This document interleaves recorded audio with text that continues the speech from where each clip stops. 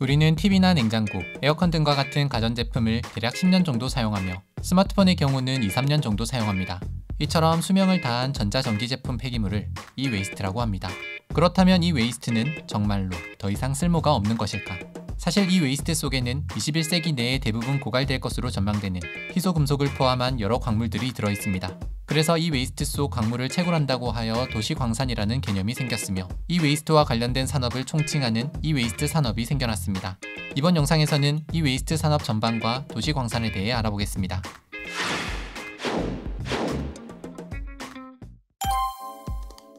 인류는 20세기를 거치는 동안 진공 다이오드, 트랜지스터, 집적 회로의 발명과 함께 전자제품의 엄청난 발전을 이루게 됩니다. 하지만 새로운 전자제품이 지속적으로 생산되는 만큼 수명을 다한 전자제품에서 발생하는 이 웨이스트의 양도 점차 늘어났습니다. 현재 이 웨이스트 산업은 바젤 협약이라는 국제법에 의해 통제되고 있습니다. 바젤 협약은 환경 보호를 위해 유해 폐기물의 국가 간 이동과 교육을 규제하는 국제협약을 말합니다. 그런데 이 협약은 일명 죽음의 배라고 불리는 한 사건 때문에 생겨나게 되었습니다. 1965년 미국은 고형 폐기물 처리법을 제정하여 각종 폐기물을 매립하는 방식으로 처리하고 있었습니다.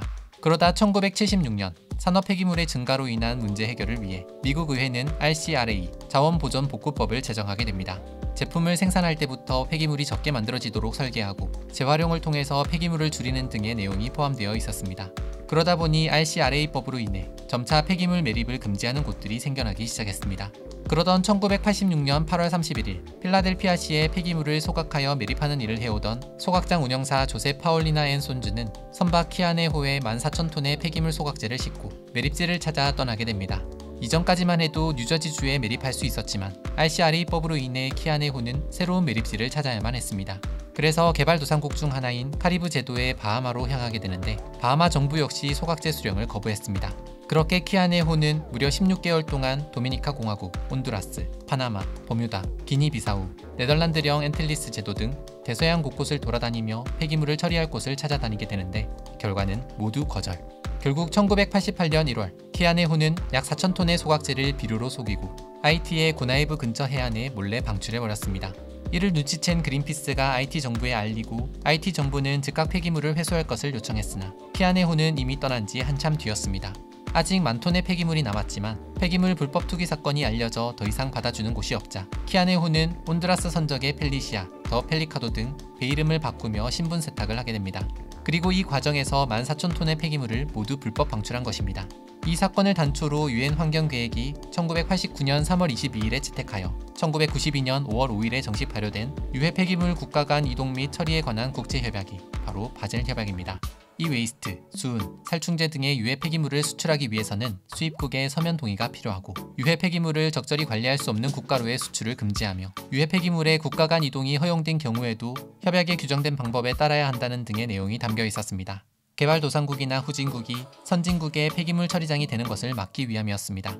그런데 2009년에 가나 지역을 중심으로 진행된 바젤 협약 내 한 연구에 따르면 2009년 가나의 전체 수입품 중 70%가 중고 전기전자 제품이었으며 그중 30%는 작동되지 않는 폐기물이었다고 합니다. 중고 제품의 탈을 쓴 이 웨이스트가 불법적으로 수출되고 있었던 겁니다. 이렇게 되면 개도국 사람들은 안전장치도 없이 이 웨이스트에 석유를 붓고 불로 태워 구리나 금과 같은 금속을 얻게 되는데 이들이 위험하지만 비전문적인 방법으로 이 웨이스트를 처리하는 이유는 당연하게도 돈이 되기 때문입니다.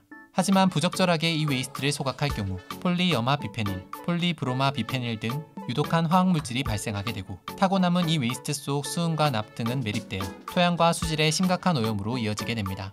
더 큰 문제는 이 작업에 투입되고 있는 전 세계 어린이가 무려 1,800만 명에 이른다는 점입니다. 실제로 2022년 2월 15일 유엔은 연간 코로나19 감염으로 인한 사망자보다 이 웨이스트 등에서 발생되는 독성 물질로 인한 환경오염으로 더 많은 사망자가 발생했다는 보고서를 발표하여 큰 충격을 안겼습니다. 유엔의 2020년 글로벌 이-웨이스트 모니터 보고서에 따르면 전 세계 이-웨이스트 규모는 2019년 약 5,360만 톤 정도에서 2030년 7,470만 톤으로 계속적으로 증가할 전망입니다. 이처럼 이 웨이스트의 규모는 기하급수적으로 늘어나고 있지만 그 중에서 17.4%만이 재활용 등의 과정을 거친 것으로 확인되며 나머지 82.6%는 재활용이나 기부라는 이름으로 대부분 아프리카 등의 개도국으로 여전히 보내지고 있는 것으로 보입니다. 이 웨이스트는 앞으로도 계속 생겨날 수밖에 없기 때문에 안전하게 이 웨이스트를 분해하여 재활용할 수 있는 전문적인 이 웨이스트 산업의 중요성이 더욱 커지고 있는 상황입니다. 4차 산업혁명 시대를 사는 우리는 온통 전자제품에 둘러싸여 있습니다. 그렇기 때문에 이 웨이스트는 점점 더 늘어날 수밖에 없으며 안전하게 이 웨이스트를 처리하는 방법은 반드시 해결해야 할 숙제인 것입니다. 그런데 골치 아플 수 있는 이 웨이스트가 곧 들이닥칠 자원 고갈 문제를 해결해 줄 수 있는 또 다른 미래 먹거리 산업이라는 사실 아십니까? 전자부품마다 포함하고 있는 금속은 달라지는데 금, 백금, 리튬, 구리, 은과 같은 다양한 희소금속이 다량 포함되어 있습니다. 그리고 이를 안전하게 잘 분리하면 21세기 내에 고갈될지 모르는 희소금속을 재활용할 수 있습니다. 폐기물에서 귀금속을 추출한다고 해서 도시광산이라고도 부르는 산업이 있는데 이 웨이스트가 대표적인 도시광산 중 하나입니다. 한 예로 우리 일상생활에서 흔히 사용되고 빠르게 버려지는 스마트폰의 경우 전체 무게의 40%가 금속으로 되어 있습니다. 스마트폰 한 대에서 회수 가능한 금속은 금, 은, 구리, 로듐, 팔라듐, 코발트 등 27여 가지에 달하며 이 중 대표적 희소금속인 코발트는 무려 27.4g이나 회수가 가능합니다. 최근 기후변화에 대응하기 위한 탄소 중립 실천이 전 세계적 과제로 대두되며 희소금속을 핵심 소재로 사용하는 전기자동차, 신재생에너지 등이 기하급수적으로 늘어나서 희소금속의 가치는 더욱 높아졌습니다. 전기자동차 한 대를 생산하는 데에는 약 13kg의 희소금속이 필요한데 이 중 전기자동차용 고출력 모터에 사용되는 연구자석을 생산하는 데만 네오디뮴, 디스프로슘, 테르뮴 등 2kg가량의 희소금속이 사용됩니다. 게다가 전기자동차 배터리의 양극재 핵심 소재인 리튬과 양극재의 부식과 폭발 위험을 막아주는 코발트 외 니켈, 망간 등의 희소금속이 사용되고 있습니다. 전기차 배터리의 경우 5년에서 10년 정도면 성능이 떨어지기 때문에 주기적으로 교체되어 버려지는 폐배터리가 계속 발생하게 될 것이고 그만큼 폐배터리에서 추출할 금속이 많아질 것으로 예상되어 가장 가치 있는 도시광산으로 꼽히고 있습니다. 실제로 2030년부터 유럽연합은 전기차를 생산할 때 재활용된 니켈, 코발트, 망간을 의무적으로 사용하도록 했다고 합니다. 현재 희소금속이라 지정하고 있는 리튬, 니켈, 코발트, 망간 등은 대부분 중국, 중남미, 아프리카 등 한정된 지역에만 매장되어 있어 해당 지역 이외 국가들은 늘 수급이 불안정한 상황이었습니다. 하지만 이 웨이스트 산업은 이 불안정한 수급 상황에서 또 다른 금맥이라 여겨지고 있습니다. 얼라이드 마켓 리서치에서는 이 웨이스트 산업 규모를 2020년 500억 달러 수준에서 2028년 1440억 달러 수준으로 3배 가까이 성장할 것으로 전망하기도 했습니다.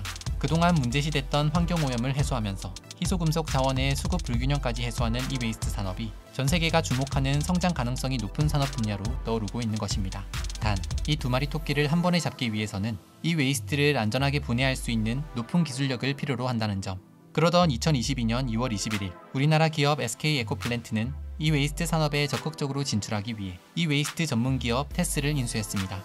테스는 이 웨이스트 재활용을 통한 금속 추출 및 재활용 사업뿐 아니라 폐배터리 재활용 사업까지 진출한 이 웨이스트 처리 전문기업인데 이 웨이스트 전문기업 테스와 이 웨이스트 속 개인정보 처리 문제에 대한 이야기는 다음 편에서 살펴보겠습니다. 이상 이 웨이스트 산업과 도시광산에 대해 알아봤습니다.